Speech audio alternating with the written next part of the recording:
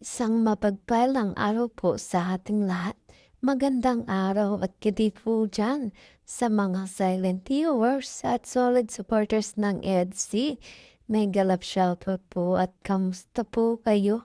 So yun mga kanya, may panibago na naman po tayong pag-uusapan patungkol nga po dito sa EDC at part 95 nga po at second anniversary ng EDC dito na pala magtatapos. Ito at fiancé, naging emotional mga kalingap at yun nga po ang ating ang pag-uusapan maya-maya na lamang. Pero bago po yan, kung bago ka pa lang po sa aking munting YouTube channel, pa-like, share, and subscribe naman po at pakipindot na rin po ng notification bell para lagi po kayong updated sa aking i-upload na video. At paalala rin po bago po tayo magbigay ng ating mga komento at opinyon. Tapusin po muna natin ang kabuuan ng video nang sa ganun nga po akma po ang ating i-comment mga kalingap. At lagi ko rin nga pong hiling sa inyo. Patuloy po nating suportahan ang magama na matubang. Napakaganda nga po yung ipinapakita nila sa atin mga pagbibigay saya at tulong sa ating mga kababayan suportahan po natin at imaraton mga kalingap nang sa ganun nga po marami pa po silang matulungan lalong-lalo na nga po dyan yung mga kapos sa pangangailangan malingap po nila. At syempre, wag din po nating kalimutang suportahan ang kanilang may bahay. Walang iba kundi sina Ate Edna Vlogs at Jackie Tafia. Wag po sana tayong magsasawang sumuporta mga karingap. At siyan nga po mga karingap, balik tayo sa ating pag-uusapan ngayong araw. At OMG, ending na ba ng EDC? At grabe nga po, sa part 95 at sa second anniversary, talaga namang sinasabing dito na po matatapos ang EDC natin. Eto si Ed at si Beyonce talagang naging emotional dito mga kalingap. So yan mga kalingap, pag-usapan natin kung ano nga ba talaga ang totoo o mga naganap dito sa part 95 ng EDC. At ito nga po ay kinanap din ang second anniversary ng EDC natin mga kalingap na kung saan itong si Edo at fiancé natin ay talagang naging emotional dito. At tayo syempre naman po mga karingap, sino nga talaga ang hindi mapapaiyak dito kung ganito nga po talaga ang preferasyon o ganito nga talaga ang naging isang paghahanda para nga po sa second year ng IDC mga kalingap.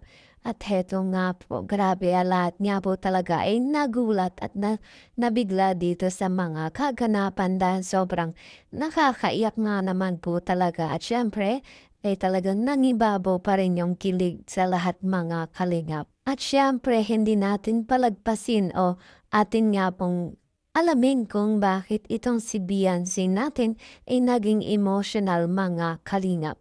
At yan nga po ay talaga namang damang-dama ni Beyonce yung saya at kilig at syempre damang-dama niya yung mga suporta ng mga taong sumusuport sa kanya. Lalo na nga po yung mga sponsor, tulad na lamang ni Kalinga Prab, Kuya Bal at mga taong nanmamahal sa kanya. Mga love team nga po ng NC talagang andyan para sa kanya. At suportahan nga po at ipagdiwang ang kanyang second anniversary sa EDC o sa kalingap natin mga kalingap. At talaga nga naman pong makikita natin na damang-dama ni Beyonce yung syempre naalala niya rin mga kalingap simula pa lang noong una hanggang sa ngayon na naging pinagkaiba na talaga at malayo na nga po ang narating nitong ni Beyonce natin.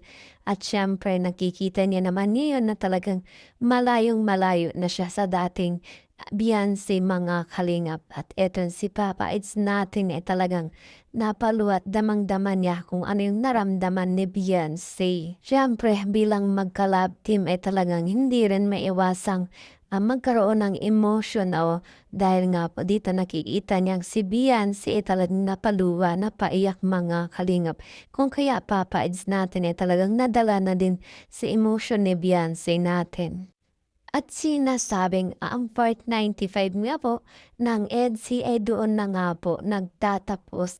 At yun nga po ang ating pag-uusapan. Ano nga ba talaga ang totoo mga kalingap? Dahil marami nga po ang nagsasabi na sa part 95 ng EDSI, doon na daw magtatapos itong love team ng EDSI natin. So yan mga kalingap, ay talaga namang masasabi nating hindi nga po totoo at siyempre para nga po ito ay sa kaganapan lamang ng part 95 at ganun din sa second anniversary ng EDSI. Kung kaya mga kalingap ay talaga namang napakabongga at pinagandaan talaga ito. At syempre po, hindi magtatapos sa part 95 ang EDSI mga kalingap at marami pa nga po tayong aabangan tulad na lamang sa part 2 ng pagpunta ng love team ng EDSI sa Hong Kong. Yan po ang ating aabangan din mga kalingap at dun nga po sa pagpunta nila ng Korea. Yan po ang ating antabayanan at aabangan dahil marami ka po tayong mapapanood sa EDSI. Marami pa pong kilig ang ating mapapanood, marami pa pong iyak o mga kasiyahan mga kalingap. At syempre sa ngayon talaga namang suportahan natin palagi ang EDSI. Panoorin po natin at i-marathon ang vlog ni Kuya Val at ni Kalingap Rob. Ang sa ganun nga po patuloy po ang kanilang pagbigay o pag-abot ng tulong sa mga nangangailangan. At syempre patuloy pa rin po ang kanilang pag-abot ng tulong lalong-lalo na nga po sa kanyang mga beneficiary. Riyan nga po mga kalingap, inuulit ko na hindi nga po nagtatapos ang EDSI sa part 95. Yan lamang po ay haka-haka at talagang mga sariling pang opinion lamang ng iba.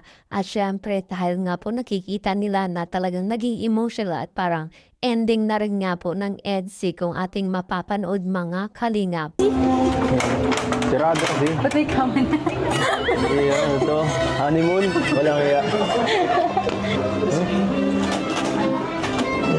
Ano to? Happy anniversary! Wow! Ano yan? Grabe. Bakit nandito may higaan? Gagawin dyan.